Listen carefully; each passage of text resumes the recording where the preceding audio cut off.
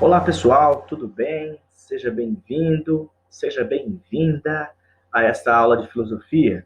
Essa aula será direcionada aos alunos do terceiro ano do ensino médio, aula número 6. Pegue aí seu material de anotação, pegue seu livro, lá na página 22, para acompanhar a nossa aula. O tema da aula número 6 que nós vamos discutir hoje diz respeito ao juízo moral e utilitarismo.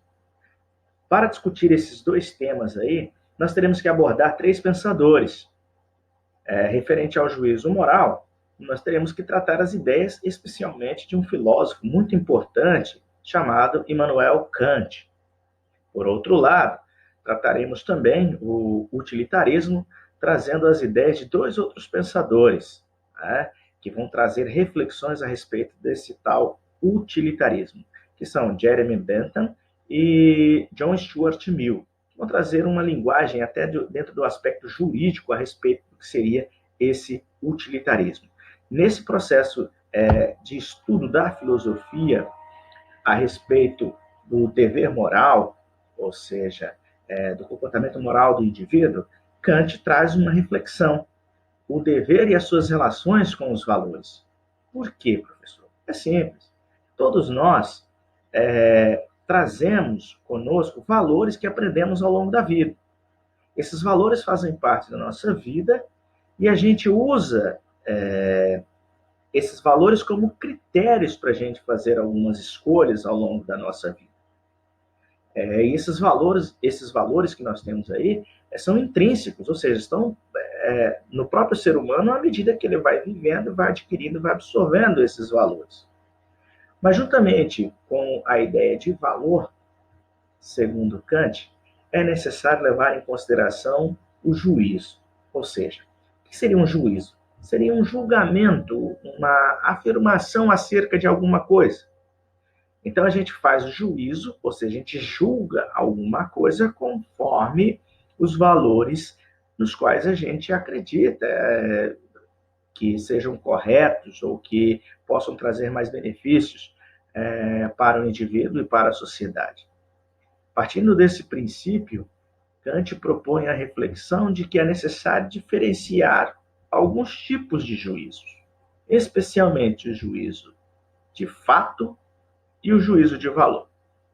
Quando eu falo que um juízo é de fato, eu estou me referindo a um tipo de juízo que me dá a possibilidade de afirmar o que é alguma coisa.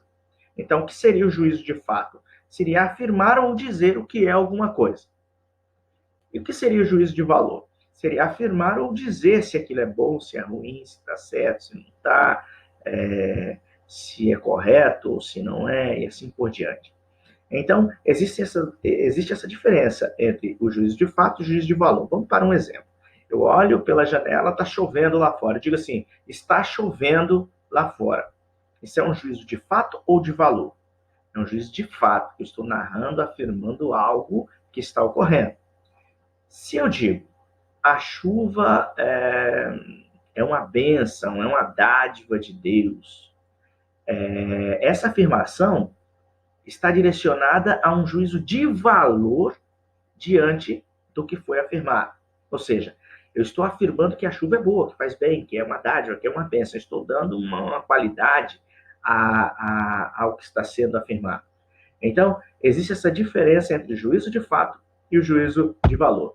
E segundo Kant, é necessário também refletir sobre a natureza desse juízo, de onde é que vem esse juízo. Ele parte do princípio de que, a partir do momento em que eu consigo fazer uma constatação, uma diferenciação entre o juízo de fato e o juízo de valor, é necessário também eu me questionar sobre qual seria, então, a natureza dos juízos de valor. De onde é que vêm esses juízos de valor? Esse juízo de valor, segundo Kant, né, possui seus fundamentos próprios, isso é, uma causa, uma explicação, uma causa, um motivo para isso. E, de qualquer forma, esses valores estão nas bases das nossas decisões. Ou seja, toda decisão que eu tomo, ainda que eu não reflita sobre isso, elas estão baseadas em valores que eu acredito que são bons, que são corretos, que estão certos. Os valores, segundo Kant, podem ser variados em diversas categorias, valores estéticos, valores éticos, valores religiosos e inúmeras outras categorias. Mas, em se tratando dos valores éticos, usam-se certos critérios para algumas tomadas de decisões morais. Então, o indivíduo, quando ele se comporta diante de um meio social, o indivíduo, quando ele toma alguma postura diante da sociedade ou diante do meio no qual ele está inserido, ele leva em conta esses valores, esses princípios para as suas decisões morais. E alguns exemplos, né, de valores éticos, no caso, seriam a prudência, a moderação, a temperança e a própria sabedoria. Diante do juízo de valor e da construção de um saber e de um comportamento ético do indivíduo, Kant percebe que, ao longo da história da filosofia, quando se analisa a ética, existe algo em comum em todos os momentos ou em todos os períodos quando se fala de ética. Qual seria a coisa que tornaria comum entre as diversas fases da filosofia quando se estuda ou quando se fala, quando se reflete sobre a ética? Uma coisa em comum entre todos os pensadores é que existe no ser humano uma consciência, uma voz da consciência que guia as decisões do mesmo. E Kant vai chamar essa voz de consciência do dever. E aqui é necessário levar em consideração que quando Kant fala sobre o dever, ele não pode ser entendido simplesmente como uma obrigação que o indivíduo tem para realizar algo. Como assim? Por exemplo, você tem a sua tarefa de casa, é o seu dever. O dever, dentro do pensamento kantiano, quando se fala do comportamento ético do indivíduo, ele não é apenas uma obrigação para realizar alguma coisa. Ok? Então, o pensamento kantiano parte do princípio que em todo indivíduo existe essa consciência, essa voz, essa consciência do dever. E isso, segundo Kant, funciona como se fosse uma voz dentro dele, da própria consciência dele, que diz: uma vez que ele sabe o que é correto, como deve ser feito, ele tem que se sentir na necessidade de praticar o que é correto. E quando ele contraria aquilo que ele sabe que é correto, a voz da consciência vai lá e diz para ele assim: você fez mal. É como, por exemplo, você aprendeu na sua família, que é um valor, né, falar sempre a verdade. Nunca mentir. Dizer sempre a verdade. Se por acaso, em algum momento da sua vida, você se viu na necessidade de faltar com a verdade, quando você falta com a verdade, você contraria um valor que você acredita ser verdadeiro. E dentro da sua consciência, ocorre aquilo que a gente chama de peso na consciência. Né? Você aprendeu com seus pais que não deve mentir. E um belo dia você faltou com a verdade, mentiu para os seus pais. Automaticamente a sua consciência faz um juízo e já diz que algo está errado no seu comportamento.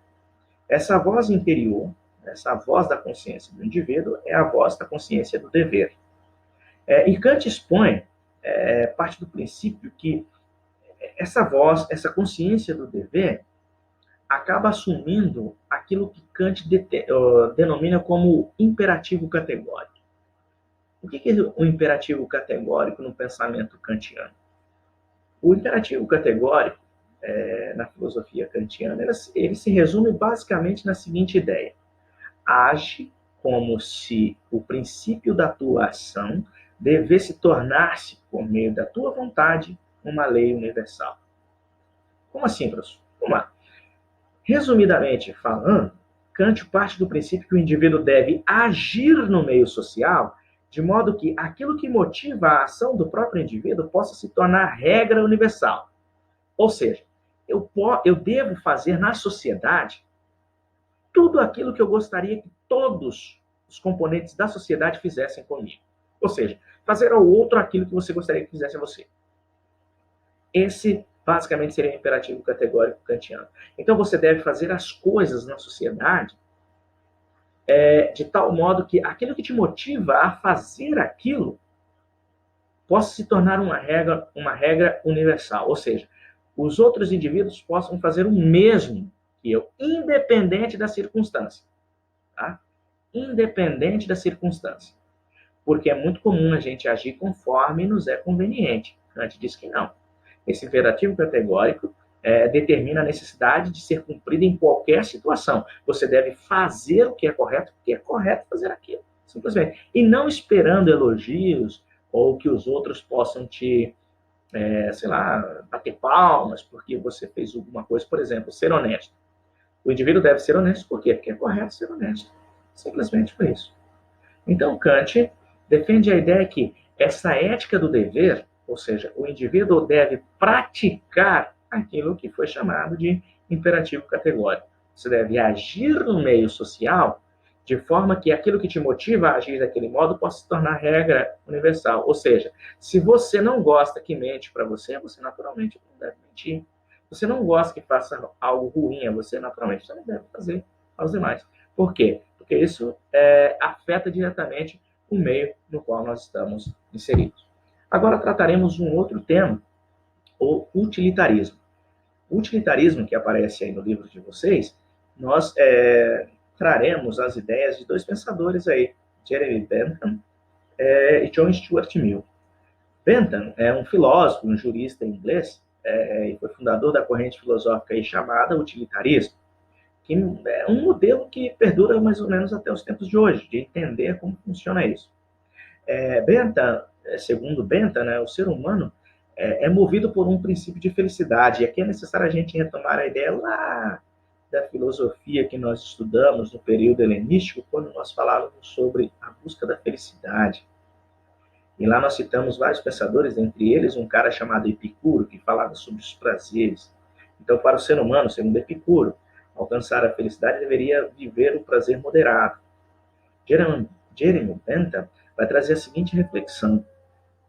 Essa felicidade do ser humano, né, é o que move a sua ação. Ou seja, o indivíduo, uma ação do indivíduo só será útil se ela contribuir para trazer a maior quantidade de felicidade possível.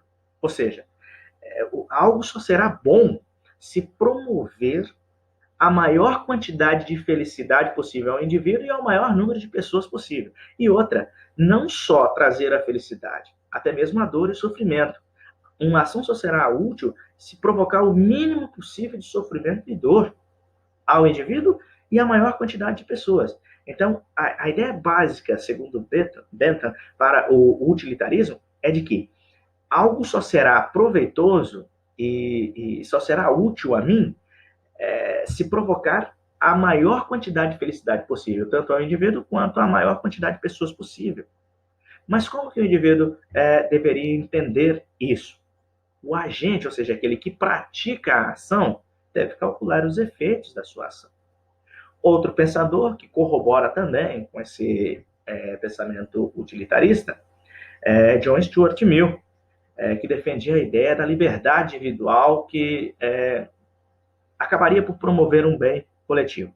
As ideias desses dois pensadores trazem um pensamento mais de coletividade, e Stuart Mill estabelece essa diferença qualitativa dos prazeres, enquanto Bentham falava de quantitativa. Qualitativa do prazer, por quê, professor? Segundo Stuart Mill. De modo que existem os prazeres numa escala qualitativa.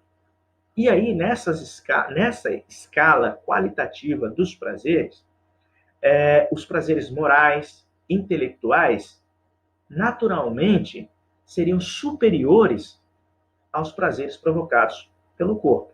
Ou seja, o indivíduo deveria viver uma moralidade. Por quê, professor? Porque isso aí traria uma satisfação maior a esse indivíduo, mas não seria uma satisfação apenas quantitativa, uma satisfação qualitativa. Então, os prazeres intelectuais, os prazeres morais, provocariam no indivíduo maior satisfação do que apenas os prazeres do corpo. Tudo bem, senhores? Agora pegue seu livro, faça os exercícios da página 23. Especialmente, eu gostaria que você fizesse, com muita dedicação, com muito empenho, o exercício número 5 da página 24. É uma produção de texto e vai pedir para você fazer uma análise do ser humano e argumentar, né, sobre esse tema. Gostaria que você estivesse bastante atento nesse exercício que vai te proporcionar um desenvolvimento de uma redação bem legal aí. Tranquilos? Nos vemos no nosso próximo encontro por aqui, na nossa próxima aula. Desejo a todos bons estudos, tá? Concentração, atenção, e na próxima a gente se encontra. Um forte abraço, tchau.